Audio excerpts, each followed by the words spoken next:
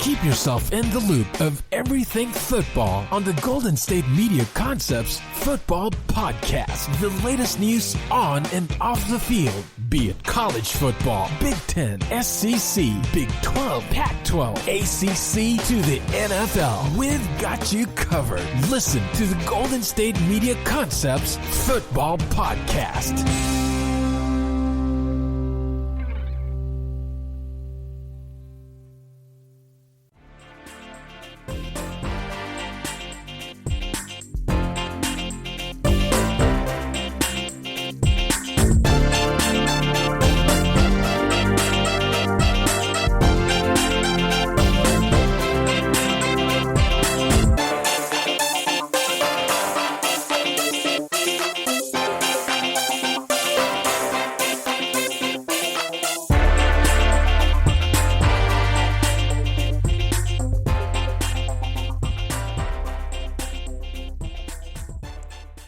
Thank you for tuning into the GSMC Football Podcast, brought to you by the GSMC Podcast Network. I am your host, Kendrick. Hello, everybody. I hope you're all having a fantastic day. As I'm doing this podcast right now, I'm trying to not open my mouth up too much for whatever reason. I think starting on maybe Friday or Thursday, I was fine, everything was good, and then I opened my mouth, and then all of a sudden, the left side of my jaw just hurt. For whatever reason, the hinge just hurt. And then the next day I woke up and I realized that it had gotten a bit tighter. So when I actually open my mouth, my right side's fine, I feel I have all the movement there, but on my left side, it feels tighter. So I'm trying my best to not open my mouth up too much. I'm trying to give it a rest. I don't know what it is. I tried to look into it on Google, see what was going on, see if I could find anything, but it just kind of says it's probably irritation. It could be that I've been chewing too much. Maybe I opened my mouth too wide. Maybe I'm grinding my teeth in my sleep. I have no idea what it is. But either way, I am trying my best to not irritate it a bit more while doing this podcast. And the NFL. The biggest fear for people kind of heading into the season revolved around COVID, and what happens if the league has to shut down, or would the league shut down if there ended up being kind of a in-league pandemic of just a COVID outbreak. And that has kind of started to happen, and it's with the Titans, with the Chiefs, with the Patriots, and new cases are kind of coming out every single day, or at least new confirmed cases are coming out every single day, because there is an incubation period for COVID. It started with the Titans, and then all of a sudden Cam Newton has it, and then one of the backup quarterbacks on the Chiefs has it, and games are being postponed. The Steelers and the Titans have been postponed. The Patriots and the Chiefs have been postponed. And you have some players that are very upset about it. I think Eric Ebron took to Twitter, and he was talking about how his bye week has now been moved to the week his kid had his birthday, or something like that. No. I'm sorry. His bye week was supposed to fall on his kid's birthday, but now his bye week has been moved, and he now is technically going to miss his kid's birthday. And so he's kind of talking about that. This is one of those things where, this is the COVID season. Things are just kind of gonna happen. It happened in baseball. The Marlins, they had an outbreak. You go to the NBA bubble. Players are going to strip clubs, or they're sneaking people into their rooms, and then they affect their team. I don't know exactly what it is, and we're going to get into this a bit more in the second half of the show. I don't want to talk about it too much, but just, this week of football is, you would hope that this isn't what more to come. You would hope that this is just a bloop on the radar, and then they're able to get things back under control, kind of like baseball did and like the NBA has. I think that is the biggest concern right now for the NFL, just to make sure that this week is the blooper week, and things will get back to normal soon after this. But nonetheless, let's go ahead and let's get into some of the topics that I have for today. I'm going to talk about the Jets and the Broncos. I want to talk about some Arron Rodgers. Of course, then we're going to get into some of the COVID outbreaks in the NFL, and then I'm going to talk some Browns Cowboys. But nonetheless, so Thursday Night Football. There's a lot of people who probably didn't watch the game because it was between the Broncos and the Jets. Both teams were 0-3, looking for their first victory, but I, someone who has missed football so badly and who has just been craving sports, I watched every single minute of the Jets and the Broncos, and I have a few different takeaways. Let me go ahead and say this right off the bat. I don't think this game was a story of the Broncos and, oh, how great Brett Rippon looked in his first NFL start, how he was able to still make some plays for the team even after he threw his 3 interceptions. I think this game was all about the Jets. This game was for the Jets to win, and for them to lose is terrible. But I'm going to go ahead and start this off while talking about the Broncos. So, here's my takeaways from the Broncos and their victory. The Broncos are a deep team with a lot of talent, or at least the Jets made them look like a deep team with a lot of talent, because they're missing Jarrell Casey, they're missing Von Miller, they're missing their top wide receiver, they're missing their starting quarterback, and yet, for the most part, at least in my opinion, they were able to dominate a large portion of this game. I think it's just kind of unfortunate that this team isn't healthy. Going into this season, the Broncos were looked at one of the teams that could really be vying for a wild card spot. Drew Lock showed he had some talent last season at the end of the year, finished his season, at least his starts, with a winning record, had some momentum going into this year. He was going to go into the season as the starter. Obviously you get Cortland Sutton, Jerry Jeudy, Hamler, some other talent on that team. The offensive line is middle of the road, not a great offensive line, but like middle of the road. It's good enough. They have a good running back stable. Their head coach seems to know what he's doing, especially on defense, because Denver's defense was really good last year. I think it was in the top 10, top 15 of defenses. And it's just kind of unfortunate that this team has been just ravaged by injuries. Von Miller gets hurt literally right before the season starts. And then Jarrell Casey, a guy who was a big part of their defensive line, all of a sudden he's out and they lose Cortland Sutton for the year. And then Drew Lock gets hurt, week 1, week 2 with a shoulder injury? I mean, this has just not been their year. This has not been the Broncos season, and I just think it's kind of unfortunate because this team was looking ahead to making a leap to get at least into the playoffs. I didn't think they were going to be I didn't think they were going to be a contender, and the main reason for why is because, I mean, one, the Chiefs are in the AFC, and the Ravens are in the AFC, but then I just looked at even some of the other teams. I mean, you look at the Titans, or you look at the Browns, or the Steelers, some of the other teams that they would have to contend with, and you just start weighing it, like, do you trust Andy Reid and Mahomes more than you trust? Yeah, probably. Do you trust Lamar and Harbaugh? Yeah. Big Ben and Tomlin? Yeah. Do you trust that run game that Cleveland has, along with Baker's ability to be one of the best play-action passers in the league? Yeah. Ryan Tannehill and Derrick Henry? Yeah. You just kind of look at the Broncos and say, if they didn't lose their starting right tackle to an opt-out, if they didn't lose Miller, if they didn't lose these guys, they might be able to make it a bit interesting in the playoffs. Maybe if they got red hot at the end of the season, kind of like the Titans did last year, maybe they can make some noise. But all in all, they were probably going to be just a quick out, and it would just be something that they can build on looking forward to next year, draft their problem areas, get some free agents while you still have Drew Lock on a very, very cheap rookie deal, and you move forward. But one thing that did kind of come to my mind watching that game, especially when they showed the graphic of it, the QB carousel continues for the Denver Broncos. Do people realize that outside of Peyton Manning, they have yet to have really any success with any of their other quarterbacks? Get a load of this. So you go from Tim Tebow, and then there's Brock Osweiler, and then there's Trevor Siemian, and then they bring in Case Keenum, and then they bring in Joe Flacco, and then there's Drew Lock, and there's, Jared Allen, and then there's Brett Rippon, and there's just all these quarterbacks that they're bringing in. And I don't want to turn this into a Colin Kaepernick subject, but they did have a chance at one point to trade for him. They didn't, because they wanted Cap to take less money. He wasn't going to take it. They didn't do the trade. But then Colin Kaepernick became a free agent, and John Elway literally showed less than zero interest in Colin Kaepernick. They just signed Blake Bortles to be their backup quarterback. What on earth is happening? What is happening? John Elway, as a GM, when it comes to at least the quarterback position, it's like Michael Jordan with the Hornets. Michael Jordan with the Hornets has not been good. He has been terrible. He's an all-time great player. He is the GOAT of basketball. Well, he's not my GOAT, but he's one of the GOATs of basketball. He's one of the all-time worst GM partial owner of all time.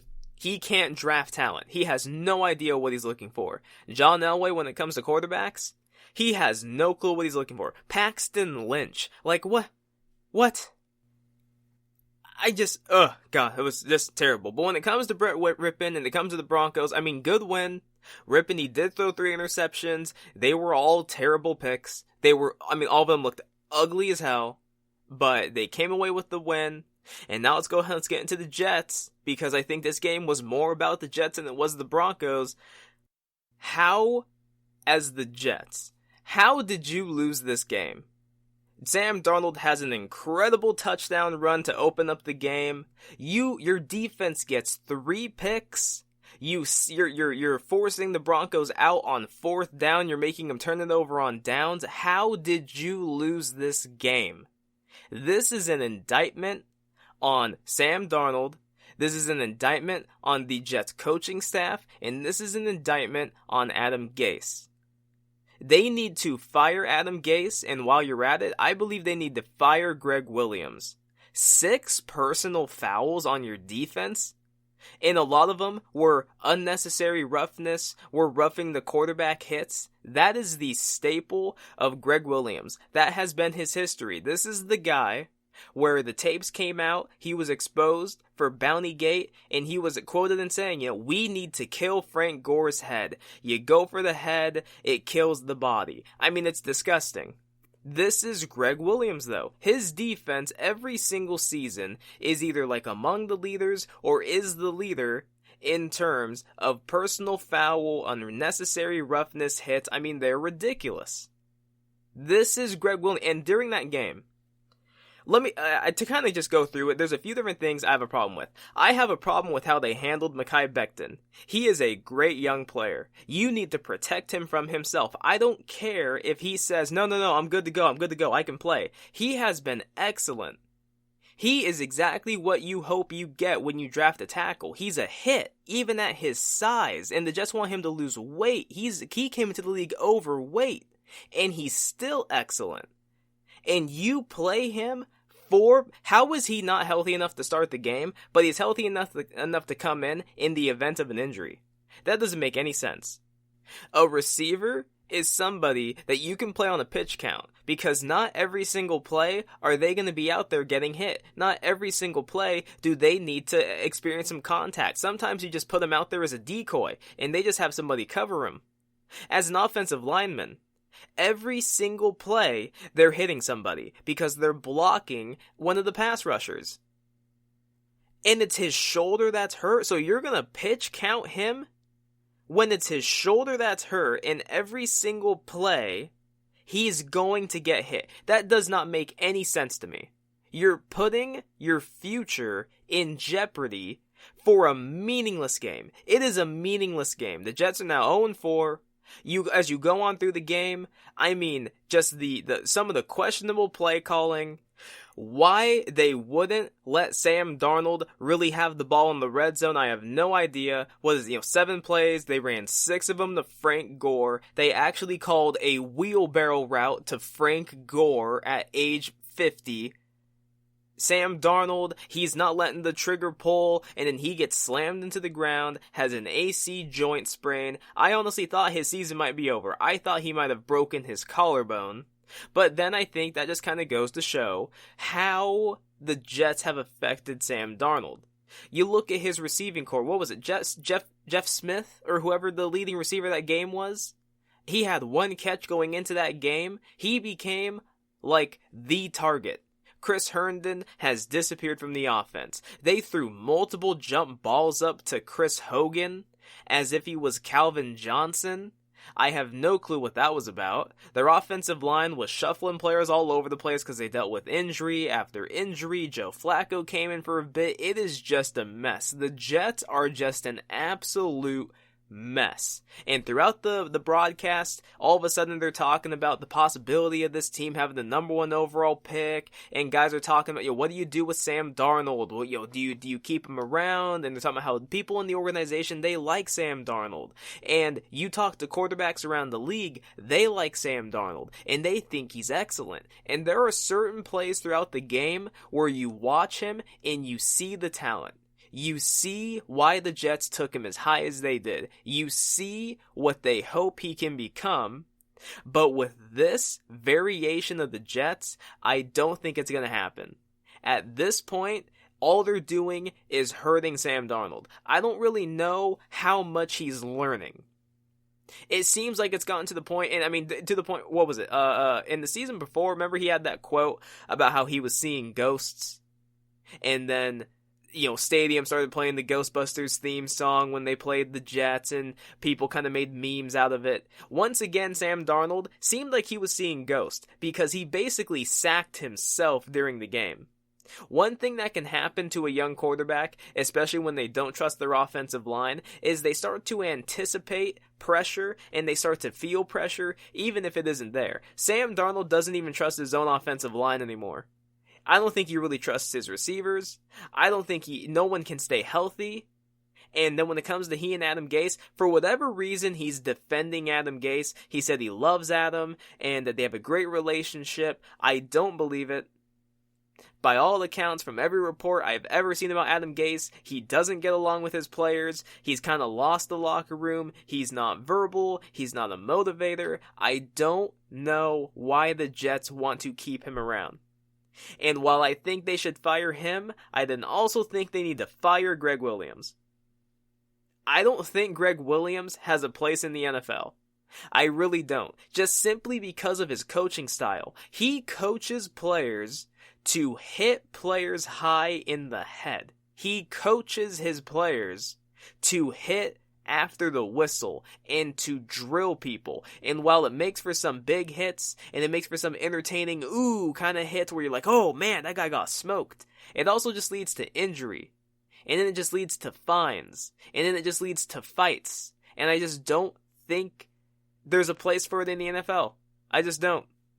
The Jets, I think they need to do a complete overhaul, and when I listen to people talk about what should they do when it comes to Trevor Lawrence, and if they get that pick, should they move on from Darnold, should they keep Darnold? It's, given that this is a new GM, this is not the GM, this is not the head coach Darnold started out his career with, I think they would be more inclined to move off of Sam Darnold. I think they could get maybe a draft pick or two, maybe a first round pick in exchange for him. There's some teams out, maybe the Bears. I think the Bears, because they're done with Trubisky, and I don't think Foles is the future. Can you imagine Matt Nagy and Sam Darnold? The talent that's on that Bears team, can you imagine what they could do with Sam Darnold? I would be excited to see that. Before we get into the next topic, I do want to end on this. I meant to talk about this a bit earlier, but I did kind of want to talk about the game in order of events and everything. Let me talk about the end of that game. Why was Adam Gase using his timeouts? Why? The game was out of reach. There were under 20 seconds left in the game. Why was he using his timeouts? There was no point. It was a 2-score game. And yet you have the Broncos trying to kneel the game out, trying to just kneel out the clock, and Adam Gase is using his timeouts, and then it gets to the point where the Broncos just start airing out the football, just trying to get the clock to run down. And it's not like Brett Rippon has Josh Allen or Patrick Mahomes or Arron Rodgers' arm, so it's not like the ball stays in the air for that long. But then you have the Jets defense just putting hits on Rippon. They get another personal foul, and then finally they're able to just get the clock to run down. Then you have Vic Fangio, who's pissed off, runs off the field, tells his players to just go to the locker room, and then after the game he brought up all the personal fouls. He thought it was ugly football, and just watching that, I thought it was such a bad look for the NFL.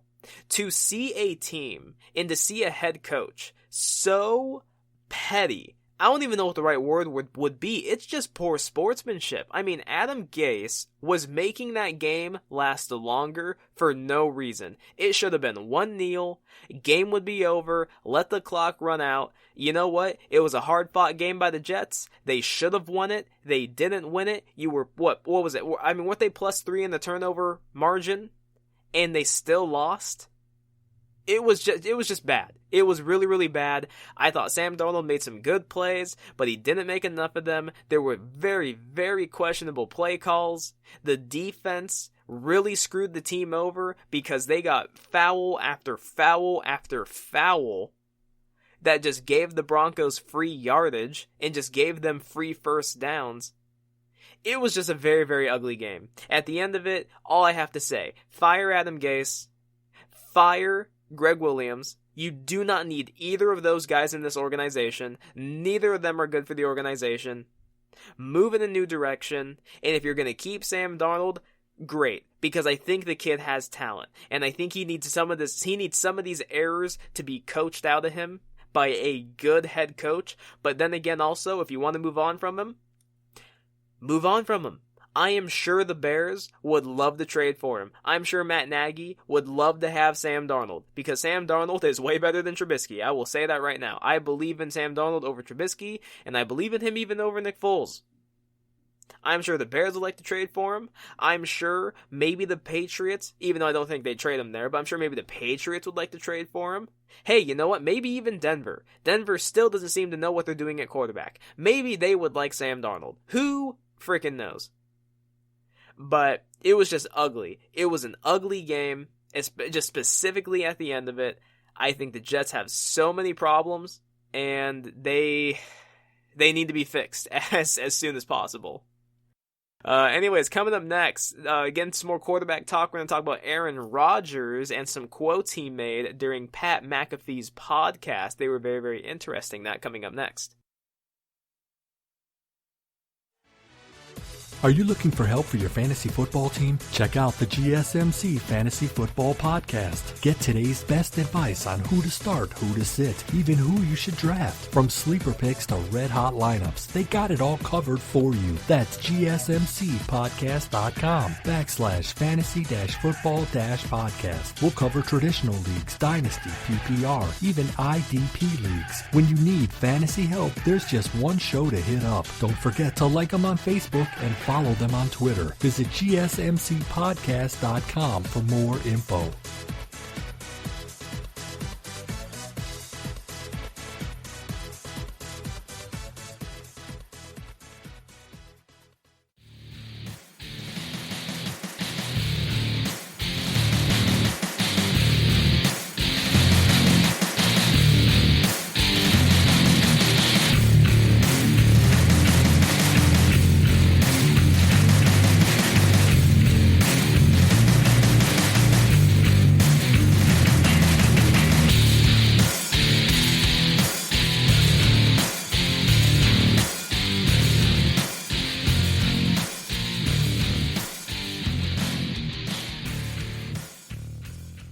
Welcome back to the GSMC Football Podcast. Last segment talked about the Jets and the Broncos. The recap from the game when it comes to the Broncos, I think they have a lot of talent on the team. It's just kind of unfortunate that they're dealing with the amount of injuries that they are. I like Drew Lock. I don't know if he's going to be the long-term starter. I think it was a good team win. Their quarterback threw 3 picks. But I still think the game was more about the Jets and their inability to win the game, their ability to beat themselves, and then just why did they have Greg Williams and Adam Gase on the staff? I just don't think they're good. I don't think they're good for Sam Darnold, at least. I don't think they're good for this team. They seem to have fostered just a loser's mentality on the team. It's personal fouls. They're beating themselves. It's bad play calling. It just doesn't feel good. And it feels like they're kind of ruining Sam Darnold. This is only year 3 of Sam Darnold, and people are already talking about how, hey, the Jets, they could look and draft another quarterback, Trevor Lawrence, Justin Fields, Trey Lance. Who are they going to draft? It's probably going to be, Trevor Lawrence.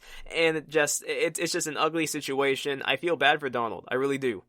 All the talent in the world, and I've listened to some other people talk about Darnold, and I forgot who it was, but someone said they were talking to a bunch of starting NFL quarterbacks currently in the league, who said during the game, people don't realize how good Sam Darnold really is. People don't realize this kid is one of the best quarterbacks in the NFL. He's just surrounded by trash. He's just not being supported.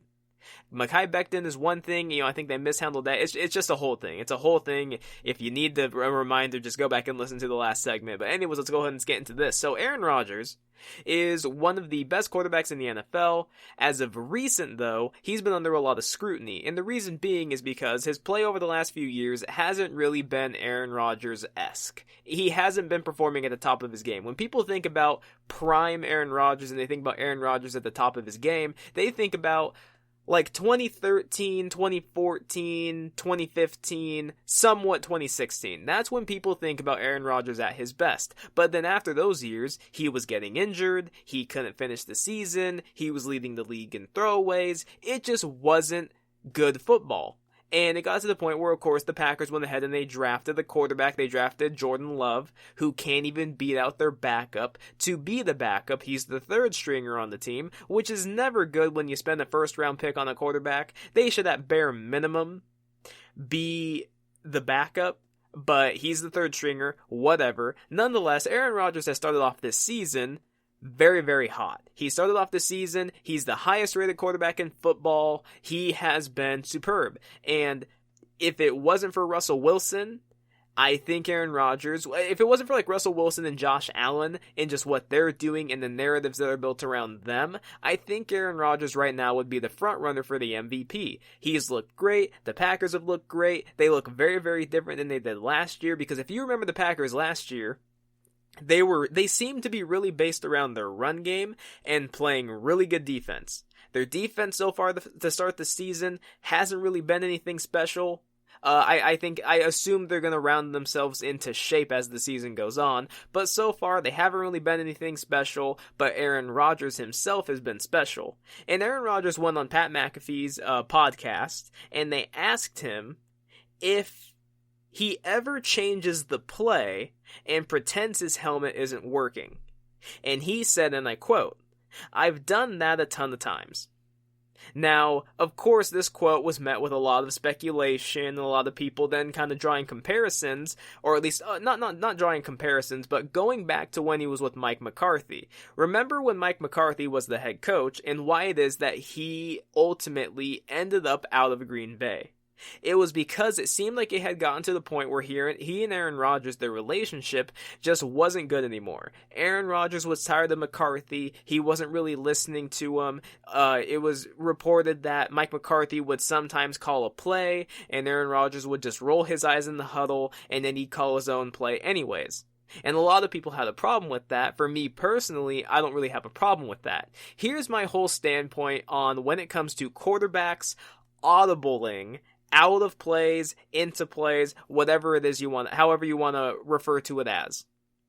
The quarterback, another nickname for the quarterback is the signal caller. They are like an extra play caller on the field. Now, younger quarterbacks, Josh Allen, a Trubisky, a Sam Darnold, those guys, Kyler Murray, those guys aren't necessarily at that stage of their career yet. When you're a younger quarterback and you're just getting into the league, for the most part, you listen to your offensive coordinator, whatever play they call is what they call, and that's essentially what you go with.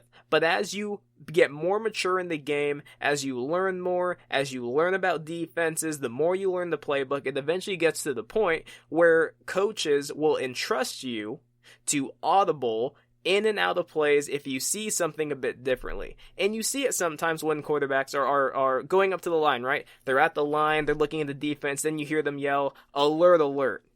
Or you might hear them yell, "Kill, kill." Different things like that. That is when they're changing the play. They might point to their helmet, they might rub their stomach, whatever it is that they want to do. You'll hear Jared Goff sometimes yell the most random audibles ever. There was a game where I think it goes to the point where he was yelling Elvis and Dusty and Tupac, right? It's just different things that they kind of came up with, and they all mean different things. They all mean something different. It's a signal to the receiver, it's a signal to the tight end, it's a signal to the running back, whatever it might be. The more the quarterback learns about the game, the more they can do these things. Guys like Peyton Manning and Tom Brady have made their careers off of it, especially Peyton Manning. You would see him just pointing all over the field, audibling to everybody because he wants to get everybody in the exact right position, and 9 times out of 10, the play was a success, and it worked stupendously. But a lot of people, they looked at Arron Rodgers and they look at him saying this and they think to themselves, and I've seen multiple tweets of this, and I've heard pundits talk about it on every sports show, and they're like, this is kind of the thing about Arron Rodgers. This is that thing that makes Arron Rodgers a bit of a diva. This is how you know the implosion is coming. This is how you know that he and Matt LaFleur just aren't going to work. And I simply don't agree with it. Now, Arron Rodgers did go on to say that sometimes his helmet does have issues. And that goes across the league for any player. Sometimes you can't exactly make out the play. Sometimes it cuts in and out. And for some quarterbacks, that means a bit more. For a guy like Jared Goff, who is so dependent on Sean McVay to call the plays for him, if his helmet was to go out during a game and he couldn't hear him, I would honestly fear for Jared Goff and what he's going to do. But when it comes to a guy like an Arron Rodgers, or Russell Wilson, a Patrick Mahomes, a Tom Brady, so on and so forth, those guys who are in the upper echelon of quarterbacks, Phillip Rivers, even though I don't think he's an upper echelon quarterback, but he's brilliant when it comes to the game. He knows every defense, he knows all that stuff. I would be completely fine, and I'd be very, very confident in them for their helmet to go out and for them to go to the line and call a good play, to call a good run, to call a good route combination, whatever the case may be. I remember last year there was a first series of a game for the Seahawks when they went very, very pass heavy, and it was kind of a shocker to me, and they hit on every single play, and it ended in a Russell Wilson touchdown pass. And it turns out after the game, Russell Wilson talked about it, and he said his helmet was out for that first drive. He said he couldn't hear anything.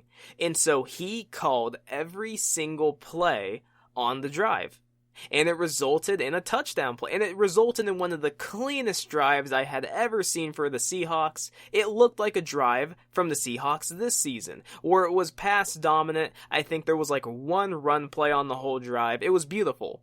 Those kind of guys should be able to audible whenever they want.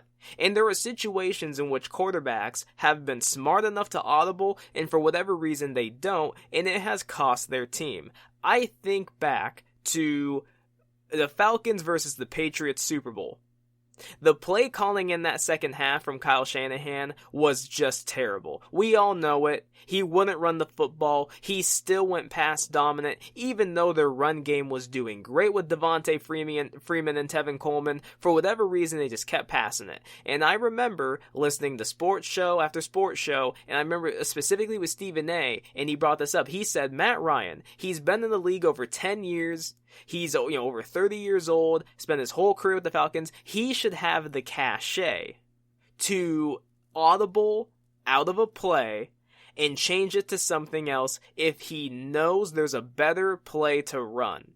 Now, Matt Ryan came out and he talked about it, and he said himself that, this is the way they've always played. They've never necessarily played a different way. They were playing their game. They throw it when they throw it. They run it when they run it, and that's how it kind of goes. But then at the same time, no one wants to hear that when it starts resulting in holding penalties, in sacks, in turnovers. No one really wants to hear it. Now, I think sometimes it kind of depends on just what the quarterback's personality. Some quarterbacks are a bit more like Arron Rodgers and are a bit more confident in themselves to call the right play. They know a dumb play when they hear it, and they think to themselves, no.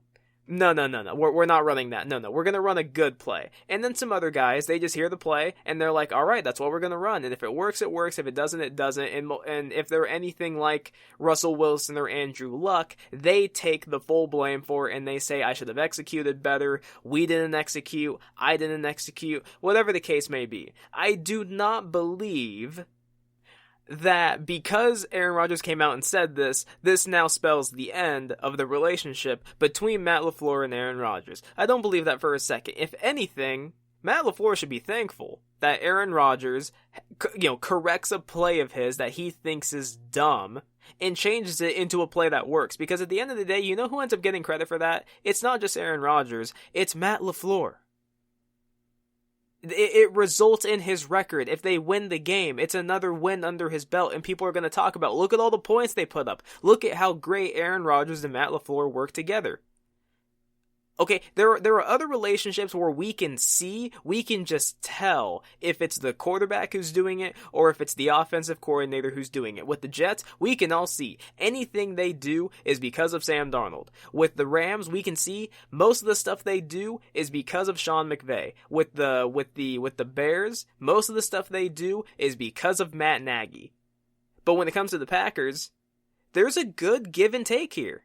And I think some of it does help LaFleur that Arron Rodgers wasn't looking the same as he typically did in the last few years, and that obviously now in the second season under Matt LaFleur, they look outstanding. That helps him as well. It helps that he kind of, you could say, inherited an Arron Rodgers on the downside, and then all of a sudden in the second year there, he looks as good as ever, and they're one of the best second half teams in the NFL, whereas in the first season they were one of the worst. But I don't think that I don't think this is going to ruin the relationship. Anyone who says that, I just think is being ridiculous, and I think they're a hater. And I wish more quarterbacks would take this route. I wish more quarterbacks would pretend, quote, pretend that their helmet didn't work so that they could call a good play. There's one quarterback in particular who I really, really think should do this. Now, granted, again, I think every quarterback, if they have the ability to do so, should do this, should be allowed to audible. But one team in particular that I think really, really needs that kind of help is the Texans. There's some play calling with the Texans that I do not believe makes any sense. They're running the football over 15 times when they're averaging a little bit over a yard a carry. They call a run play when it's second and long or when it's third and long, and it just doesn't make any sense. And this is kind of that thing of Bill O'Brien and how they say he honestly costs his team. That the success that they have is, one, because their division is bad. Their division isn't bad anymore. Have you seen the Colts? Have you seen the Titans? Have you even seen the Jaguars? This isn't a bad division. This is one of the more... It's always been... Well, I guess, how would you put it? It's always been bad just because you look at the overall records of the teams, because every team kind of seemed to hover around 500. This season, this is going to be one of the most competitive divisions in the league. And I said that the Texans, I believe, they were my pick to be the team that was 0-2 and make the playoffs. Or at least have the best chance to make the playoffs out of all the 0-2 teams. They're now 0-3. They were 0-3 last year, or 2 years ago. They made the playoffs. I think they can do it again. But I really think they need to make some changes. And what I do not understand why it is that Deshaun Watson doesn't audible more and doesn't change the play more. He seems to run whatever it is Bill O'Brien calls. And look, I think Bill O'Brien, I've seen some of his play calling. I've seen what he did with subpar quarterbacks. He's a really good offensive mind. Unlike Adam Gase, who a lot of people deem to be some brilliant offensive mind, mainly because of what he did with Peyton Manning. Bill O'Brien has not worked with a Peyton Manning. He's worked with Brian Hoyer. He's worked with TJ Yates, with Fitzpatrick, with Osweiler. He's worked with everybody. Tom Savage. And obviously now he has Deshaun Watson, who's the first real quarterback you can say he's actually had. Case Keenum, he's worked with everybody, and he has gotten results out of all of them. I trust Bill O'Brien's mind, but when it comes to Deshaun Watson, and when it comes to his play calling for this season, I just don't think it makes any sense. When I look at guys like Lamar Jackson and Patrick Mahomes, and maybe Mahomes is just the better example to use for this, Mahomes has the keys to the offense. Now, it helps that he has Andy Reid and Eric Bieniemy there, who are both just geniuses when it comes to offensive football. But if Mahomes wants to change the play, I don't think Andy Reid will have a single problem with it. And that's the same thing for Russell Wilson. I think with this new Pete Carroll, this new radicalized Pete Carroll, doesn't have a problem with it. Arron Rodgers, there's no problem. Tom Brady, no problem, so on and so forth. When it comes to Deshaun Watson, and it comes to other younger quarterbacks in the NFL, I think Deshaun Watson is like right behind Mahomes, maybe right behind Lamar Jackson when it comes to the young, talented quarterbacks in the game. I think he's one of the 10 best quarterbacks in the league. I think Deshaun Watson fits this style of NFL. I think one day, maybe not under Bill O'Brien, but one day he will be an MVP of the league. I thought he should have gone. I thought he should have been the first quarterback taken in his draft. I didn't think it should have been Trubisky. I didn't think it should have been Mahomes. I thought it should have been Watson. He's a brilliant football player. He's all about the X's and O's. He's very smart. He's athletic. He can throw it. He has a good arm. I think he's probably a better all-around quarterback than Lamar Jackson. Because at least Mahomes can play from behind. At least he can actually throw you to victory. Unlike Lamar Jackson. I mean, when it comes to the younger quarterback, I mean, there's Mahomes. And then, who are you taking after him? Some people might say Josh Allen at this point because of what they've seen. I still think that Deshaun Watson is a better quarterback than Josh Allen. Josh Allen just has a great coaching staff, and he's been surrounded with great pieces, and kudos to Josh Allen. Like I said, I think he is performing outstandingly, and I think he is a young Big Ben.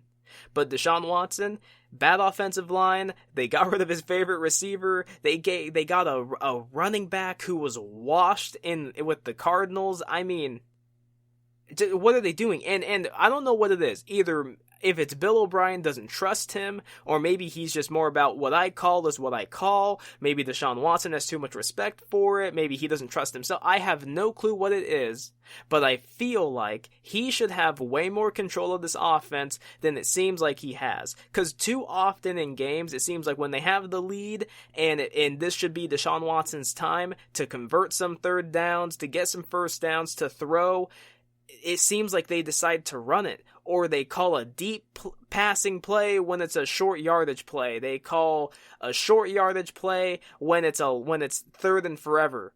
It doesn't really make any sense to me. And, you know, I think when it comes to the Texans as well, I think this could be a year, especially if they miss the playoffs. I do believe they could look to maybe not fire Bill O'Brien as the head coach, but at least actually find a real general manager. I really think that could happen. By all accounts, they love Bill O'Brien there. Unlike in New York with the Jets, they don't seem to love Adam Gase. With the Texans, in that organization, they love Bill O'Brien. Now, could they, of course, always backtrack and go ahead and fire him anyways? Yes. We've seen stranger. Freddie Kitchens was fired after a year, after the organization said he was safe. They fired him. So, words don't always mean everything. But it's just, it's ugly. More quarterbacks should do what Arron Rodgers does, which is sometimes you just go, oh, wait, can't hear you. All right, guys, here's the play. And then you call it, and, you know, hopefully it works so that your head coach doesn't yell at you. But then again, you could always just say, hey, helmet wasn't working. And I know that probably sounds really bad to say, but when you look at Arron Rodgers and what he's doing this year and what he's done throughout his career, can you really blame him? Can you really say he's wrong to do so? He's one of the greatest quarterbacks of all time. Before Mahomes, the greatest quarterback talent ever was Rodgers. Mahomes is probably going to, longevity-wise, and just, maybe when you compare peaks, Mahomes will probably be better than that, and he will be recognized as the greatest quarterback talent of all time. But right after him, it will be Rodgers. After that, it will probably be like Russell, guys like that, because of what they can do with their legs and with their arm. But all in all, it was a really good interview. I thought it was funny, and I think it just kind of goes to show that sometimes it's the quarterback that makes their head coach or makes their play caller look better than the other way around. Something to think about. Anyways, coming up next, we're going to get into some COVID talk. Yes, I know, COVID outbreak in the NFL. We got to talk about it. And then my final topic of the day, we're going to talk about some Browns and Cowboys. So stay tuned. Check out the show that's built on the MMA. From the UFC to extreme cage fighting, they got the fights covered. Check out the GSMC MMA podcast. Get the latest news on past or upcoming fights. Join us as we talk to and about some of the biggest names in the MMA, past, present, and future. When it's the fight game, there's just one show to check out. GSMCpodcast.com/MMA-podcast. Don't forget to like them on Facebook and follow them on Twitter. Visit GSMCpodcast.com for more info.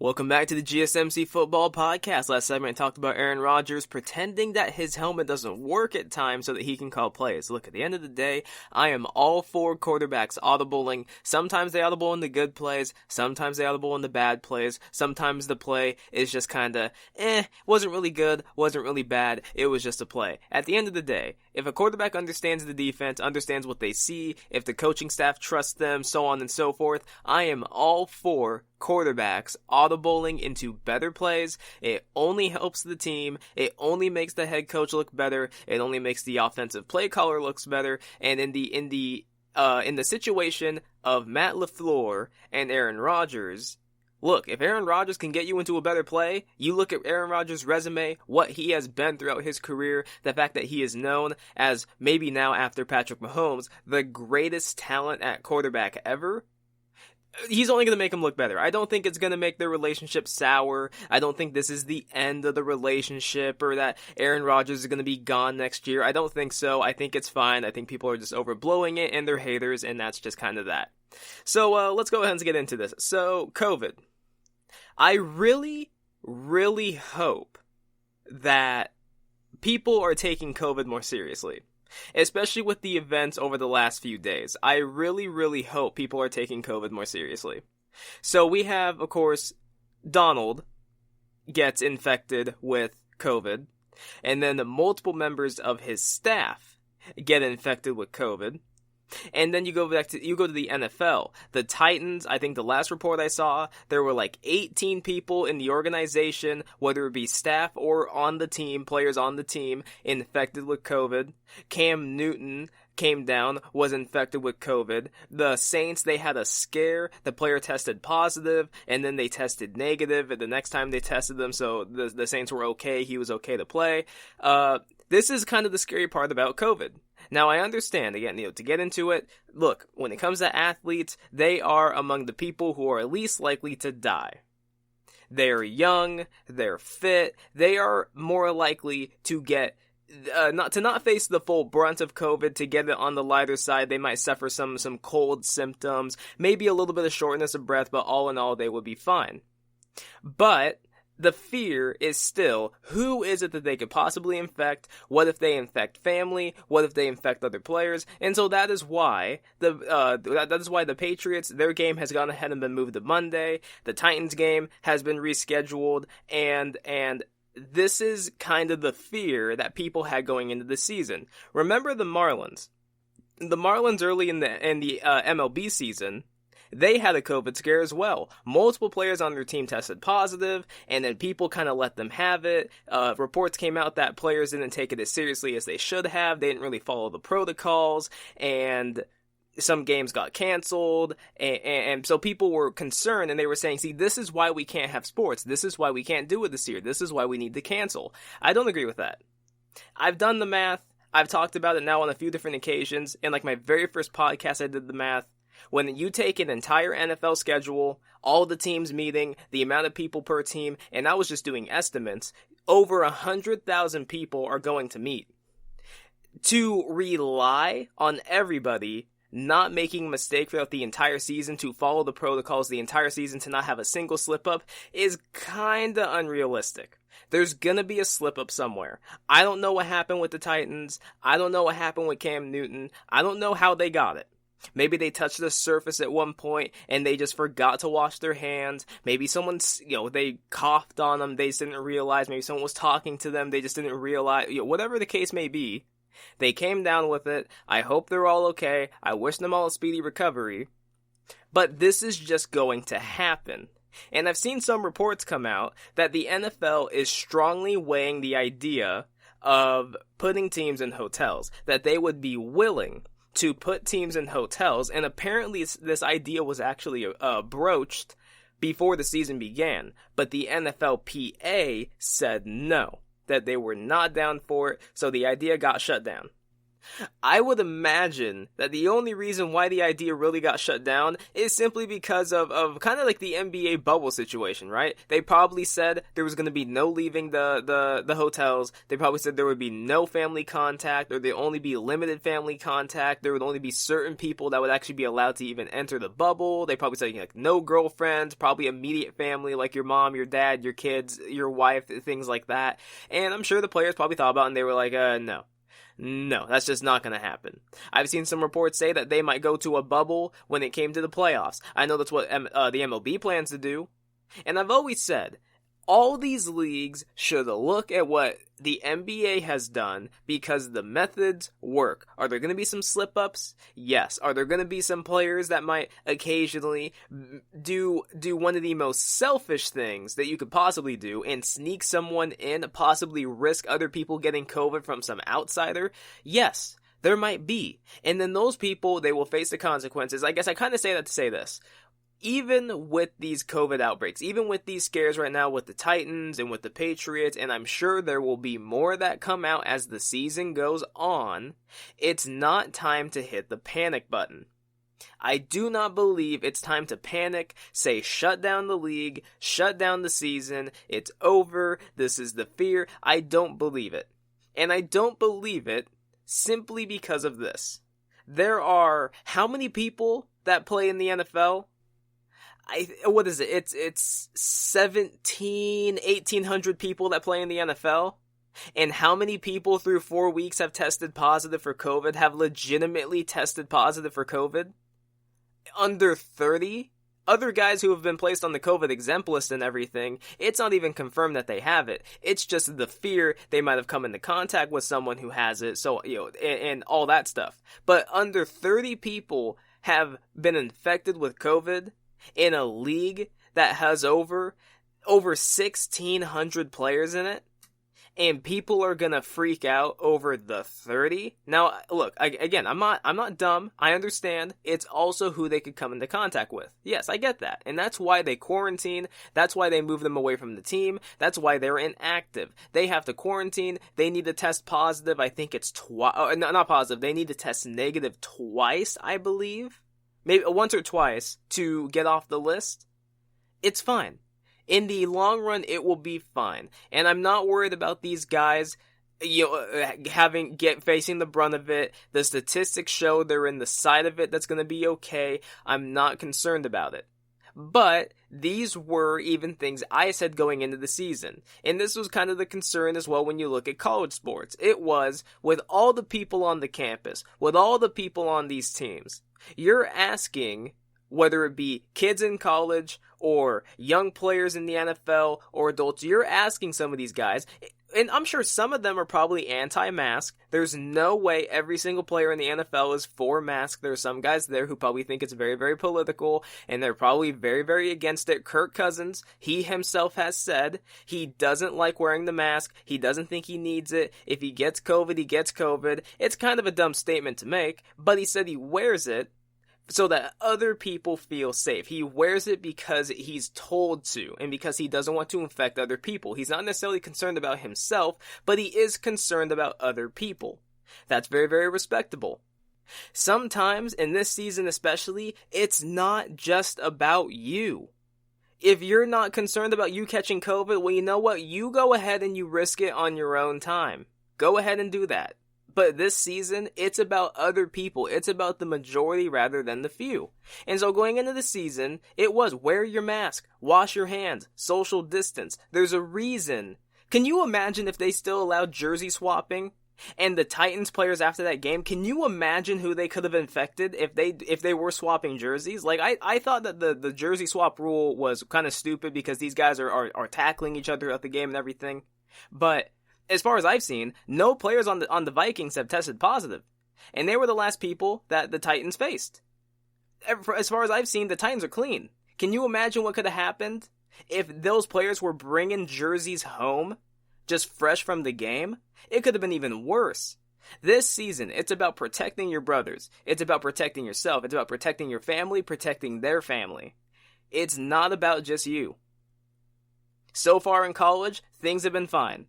With the NFL, yes, there's going to be a few COVID scares. Even in college, there will probably be a few COVID scares. In the NBA, they've been able to keep it a bit more tight. It's smaller rosters and less people in there. But they've had some people sneak women in or go to the strip club, and then they need to go into quarantine. And it might hurt your team. It might, whatever the case may be. In the MLB, it's happened. To think that throughout the whole season there wasn't going to be a single scare, that's on you. I thought there would be a scare. My question was just, what would the NFL do about it? And they're doing what they feel is best, which is they postpone some of these games, give teams more time to test their players. If they test positive, they go on the list. They're going to test them again the next day, see what happens. And that is one of the things I think maybe the NFL underestimated, was probably the incubation period of COVID. Because it does take some time for it to actually get into your system to where you are infected with it, right? Someone doesn't just sneeze on you who has COVID and you instantly have it. There is an incubation period with it. So maybe they underestimated it a bit. Maybe they might try and fix that. But when it comes to this thought of putting teams in hotels, I really, really think the NFLPA should consider it. The NBA players made a great sacrifice this season. Sacrificing being with their family, being with their kids. There are players who still haven't seen their family. Because they don't even want to risk going down to the bubble. Some of the players have seen their family by now, but they made the sacrifice because this season was important for them to get in. There's money to be made, there's games to be played, there's a message to be spread, and they went ahead and they did it. It's the same thing with the MLB. Games to be played, money to be made, they wanted to get the season in. And they're doing whatever it is that they have to do. With the NFL, the NFLPA, look, I get it. Being in a hotel until, what would it probably be, until February, won't be fun. It's going to be really messy. I don't know what all the rules would be for their hotel, if they would do it kind of the same way the NBA has. I have no idea. But it is something to consider. But even if they don't do it,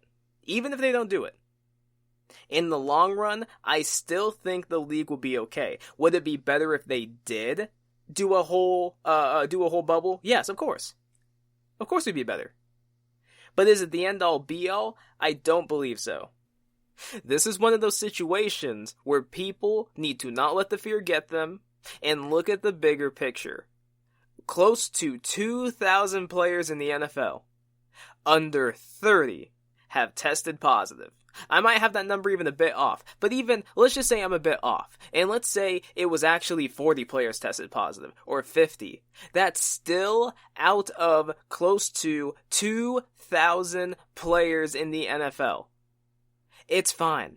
Everything will be fine. I think they should consider a hotel. I think they should consider putting teams in these places and keeping them in a safer, more controlled environment. I do agree with that. I think it'd be smart. I think it's going to cost the NFL a lot of money, and maybe that's the thing. Maybe it's the repercussions of doing so. Maybe the kind of money they'd have to put into it. Maybe they'd have to take a pay cut. I would assume there has to be some give and take there.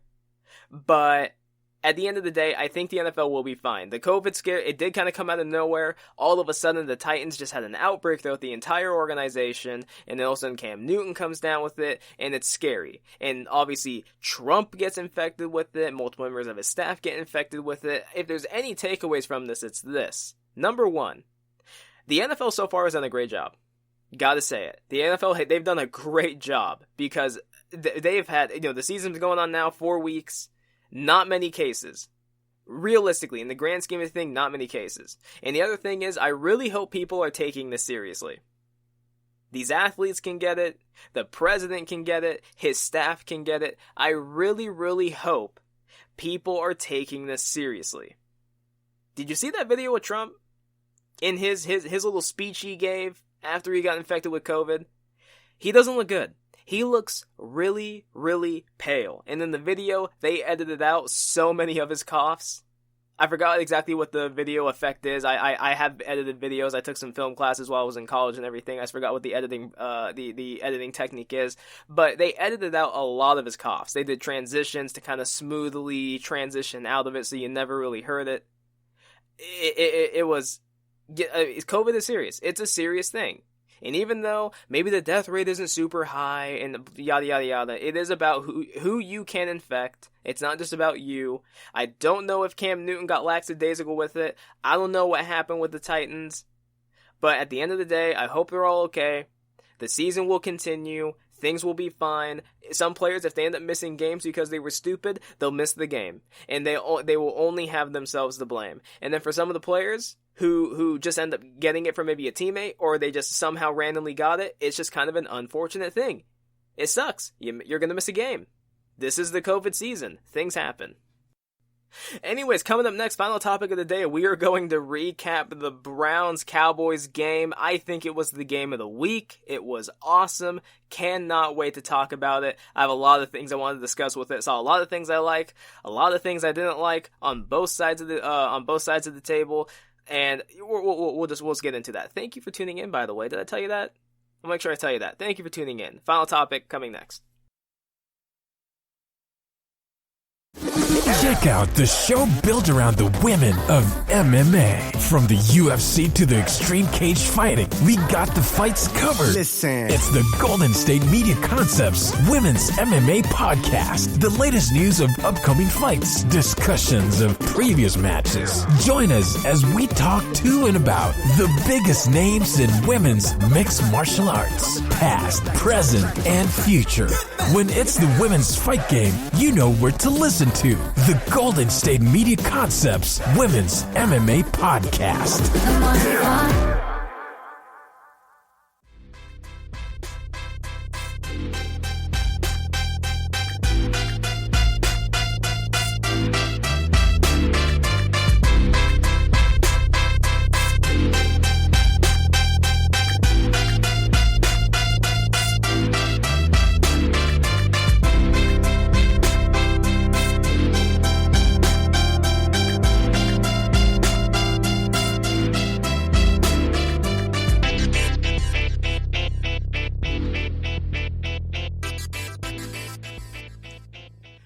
Welcome back to the GSMC Football Podcast. Last segment talked about the COVID outbreak currently in the NFL. Again, it's not time to hit the panic button. I think in the long run, everything's going to be fine. Look at the bigger picture. The amount of players who are actually in the NFL compared to the amount of people who have legitimately tested positive for COVID.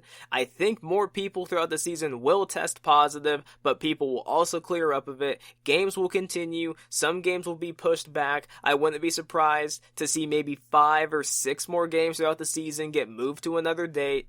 It just wouldn't surprise me, but I think everything's going to be fine. To the people out there who are fear-mongering and saying the season needs to be shut down, no it doesn't. I am for the hotel idea. I am for putting these guys in the bubble. It might be a situation kind of like how I talked about with Mekhi Becton, saving the players from themselves.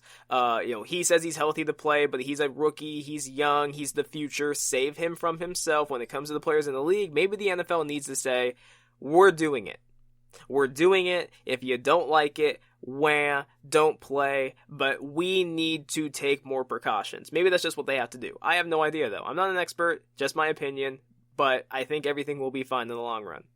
So let's go ahead and get into this final topic of the day. Browns and the Cowboys. If anyone didn't see that game, I know it was a bit earlier and there's other games people want to pay attention to, but I think the Browns versus the Cowboys was the game, at least the Sunday. Monday, I don't know yet. Games haven't happened, but at least for Sunday, I think that was the game of the night. It was outstanding.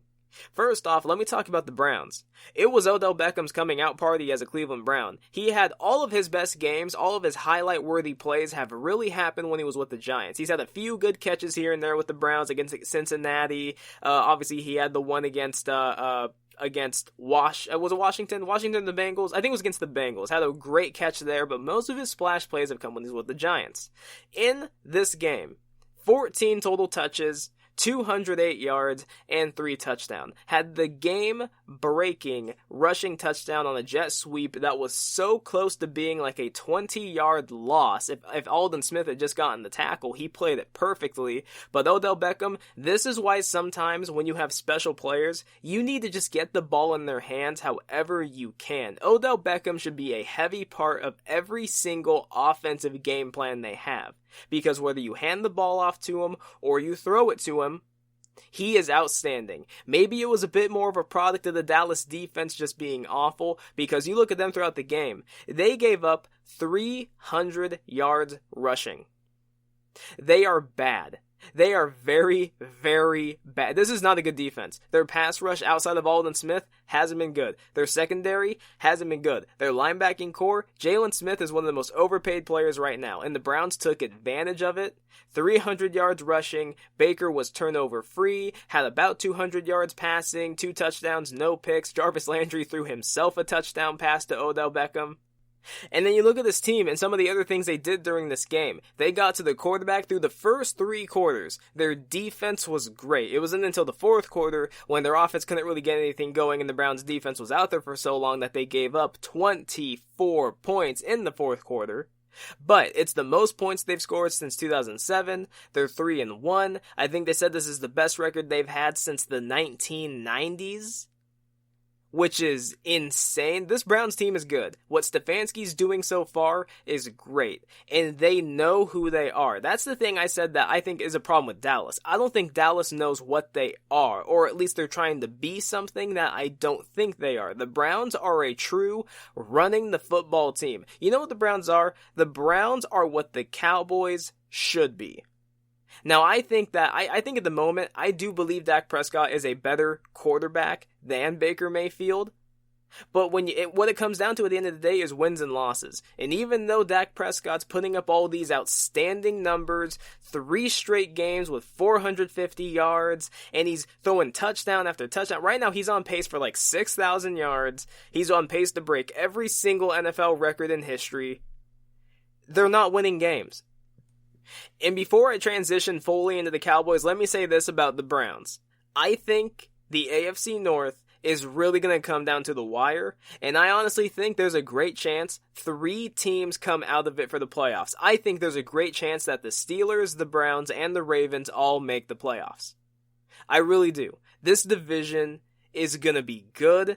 Especially if the Browns, if they play this style of football, see, with Baker Mayfield, I feel like Baker will only get better when they play like this, and he could eventually get to the point where they not only run the football, but they really, really trust Baker to make all the plays with his arms. He's still kind of erratic. He had a chance to hit Beckham down the field. He won on a double move, and he just overthrew Beckham.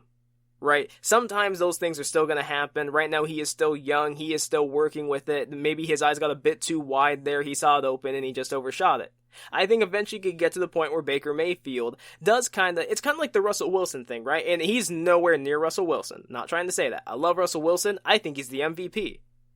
But Russell Wilson early in his career, they ran the football, they played complementary football, they play actioned off of it, and even though Russell Wilson, obviously his rookie year was outstanding, and has since then been outstanding and been a true playmaker, more mobile than Baker's ever thought about being, I think you give Baker time, you play like this, you kind of protect him from himself. I think it'll get to the point where he can become that playmaking quarterback where you can eventually say, Baker, take us home. I think it can happen. I think this team, if it plays like this, is a playoff team. I think their defense will be the thing that holds them back because I don't think it's great. I think their pass rush is great. That'll, of course, help their secondary. But as soon as this Browns offense becomes stagnant, and as soon as they don't start scoring points and they put their defense out there, series after series after series, 3 and out after 3 and out, they get tired and you can see the holes. They are glaring in the secondary. Now, when it comes to Dallas, right, to go and transition over to Dallas, all that offensive firepower, they only scored 14 points in the first half. All of that through 3 quarters, they only scored 14 points. All of that firepower, you're probably going to have 3 1,000-yard receivers. You have Dak throwing the ball 58 times, 500 yards, 4 touchdowns. He had the late interception. Like I said, should have had a few other ones, but they were dropped or it was just a bad play by the DB. And you are 1-3, should be 0-4. Again, like I said, I don't consider that win against Atlanta a win. They are an 0-4 football team with like the number 1 offense in the NFL. It doesn't make any sense. They are exactly what they were last year. Once again, they're heavy on the pass, they're short on the run, and they should be the exact opposite. I said it, I think, in my last podcast. I will say it again. They should be playing the way the 2016 Dallas Cowboys played. They should be playing the way that the Browns are playing. They should be run first. When your defense isn't great, you don't continuously throw them out there. And and what was it? A few days ago or so, Dak Prescott, he had a quote, and I don't know if this necessarily came from Dak or if this came from like Mike McCarthy, but they said he said something along the lines of they want to play an up-tempo style of offense, and he loves that. He wants to play up-tempo as well, and he wants a fast-paced game. No. One of the keys to Dallas's success in their first few years was the fact that they continuously were top 5, top 10 in the NFL in time of possession. Dak's rookie year, you have to remember, the best player on that defense everyone thought was Sean Lee. And as soon as they lost Sean Lee, their defense went from like average to, and let's be honest, they weren't even average. They were like the bottom of the barrel for average. They went from somewhat competent to literally couldn't stop a nosebleed. They couldn't stop anything without Sean Lee. And you know what they did that season? They were the number 1 seed. Their offense was number 3 in time of possession. Because of that, their defense, at least on the stat sheet, was way higher up. I think they finished that season at least with a defense in the top half of the league. I think it might have been top 10, but in large part it was just because that defense was rested every single time they went out there. And then the offense always had to play catch up. They had to throw it. They knew how to prepare for it.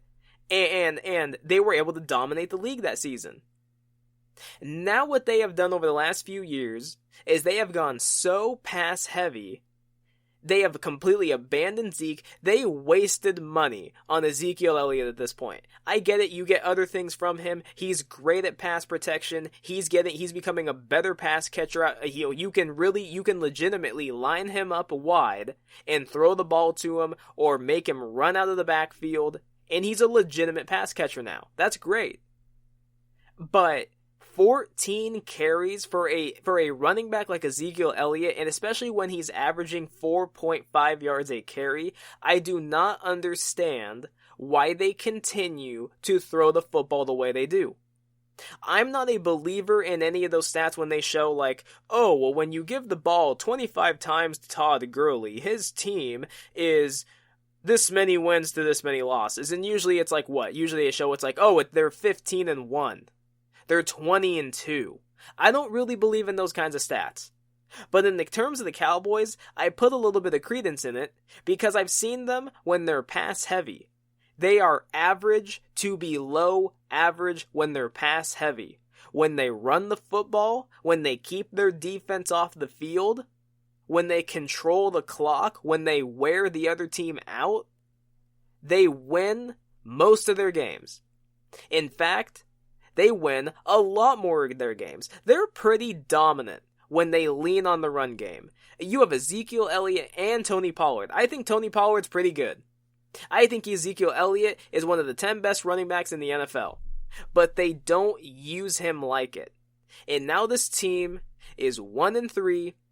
They are second in their division because Washington still has the lead. Do people realize that division, the leader of the division, is 1-3? How is that possible? How is the leader of a division 1-3? I don't want to see the NFC East in the playoffs. I don't want to see it. I don't want to see Dallas there. I don't want to see Washington. I don't want to see Philadelphia. And I don't want to see the Giants. I don't want to see any of those teams in there. But someone's going to win it. They're going to win it by default. They're going to get a home playoff game. It's going to be a cakewalk. And they're going to be out of the playoffs immediately.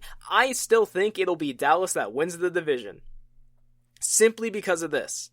The Washington football team, there's talks about Dwayne Haskins, and there have been talks about Dwayne Haskins over the last few days about whether or not he's even going to be able to keep his starting job. He hasn't even started a full season yet. They're already ready to bench him. Philadelphia, they have really one healthy starting offensive lineman, and it's Lane Johnson. They put Peters on injured reserve. They lost two of their other offensive linemen to injuries. This is not pretty. They're going to be a bad team. Carson Wentz, I think this is going to be his worst season of his career. And then as for the Giants, like I said, I think Daniel Jones, by his Pro Football Focus grade, he played pretty well. He's not the full problem with the Giants, but he's young, new system. The rest of the team is kind of meh. It's not that great. I think Dallas is going to win it by default. But then they're going to get ran over in the playoffs. Every single game they play, their offense is dormant in the first half, and then they come out in the second half, and they throw and they throw and they throw. It's a mystery. I really don't understand why. I don't understand this team. I just don't get it. They're trying to be something that they're not. Their defense isn't built for up-tempo offenses. Their defense isn't built to be on the field for 30, 35 minutes for a game. Their defense isn't made for it. It's not good enough. They need to play more complementary football. So far through these 4 weeks, Dak Prescott's leverage with the Cowboys is just dwindling away. And I think another team is going to be out there, and they're going to throw a bunch of money at Dak, and they're going to try and make him their franchise quarterback. And I think they're going to overpay, and I don't think it's going to pan out the way that they want it to. Now, that's not to say they can't succeed with Dak, but I think Dak is one of those guys where if he is the dude who's leading your offense, if he is your number one option every single time, I don't think you can win. History has shown you can't win. You know who you can win with as your number one option? Russell Wilson, Patrick Mahomes, Lamar Jackson. Realistically, Lamar Jackson, it's just you need to also run him. But Tom Brady, Arron Rodgers, those are the guys you can win with when they are your number one option. Deshaun Watson, those are the guys. Dak Prescott, he's in like the tier below it. I still think Dak Prescott needs a run game. I think this team needs a run game. And for whatever reason, Mike McCarthy doesn't want to do it. He didn't really do it in Green Bay.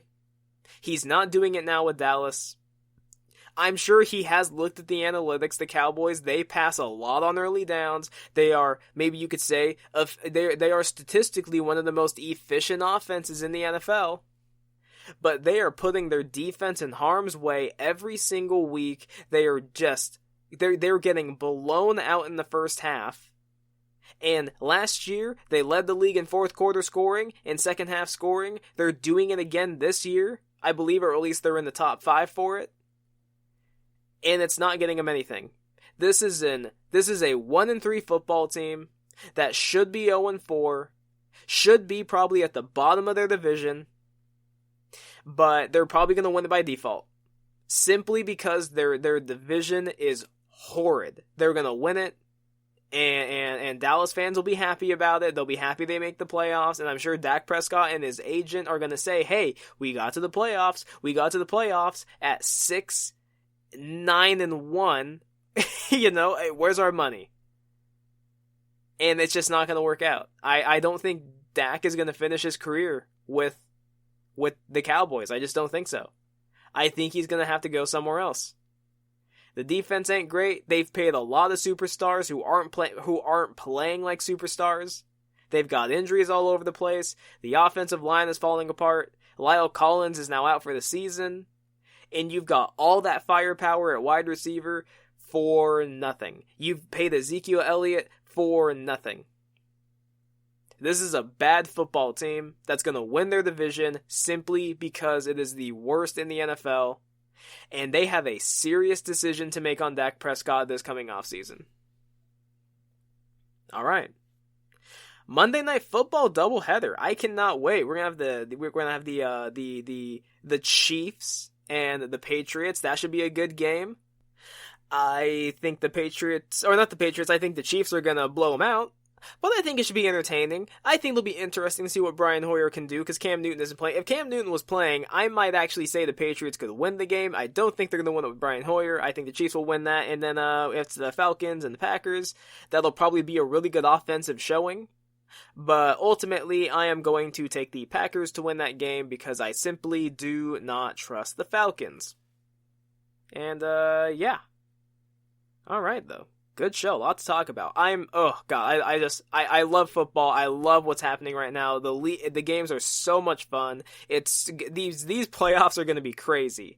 Some of the good teams, some of the quarterback changes we've seen being made, some of the guys who have been showing up and showing out, Josh Allen and what's happening in Seattle, and the Browns and the Steelers are back, and the Ravens, it's all great, and the Texans have fallen apart, and now they're 0-4, and I think my bet on which team is most likely to turn around their season to make the playoffs, I think I might have to rethink that, because the Texans are not, they're not good. Anyways, thank you for tuning into the GSMC Football Podcast, brought to you by the GSMC Podcast Network. I would like to ask you to please remember to subscribe to the show and write a nice review. That really helps us out. Also, if you can, please follow us on Facebook, Twitter, and Instagram. Thank you, and have a good night. You've been listening to the Golden State Media Concepts Football Podcast, part of the Golden State Media Concepts Podcast Network. You can find this show and others like it at www.gsmcpodcast.com. Download our podcast on iTunes, Stitcher, SoundCloud, and Google Play. Just type in GSMC to find all the shows from the Golden State Media Concepts Podcast Network, from movies to music, from sports to entertainment, and even weird news. You can also follow us on Twitter and on Facebook. Thank you, and we hope you have enjoyed today's program.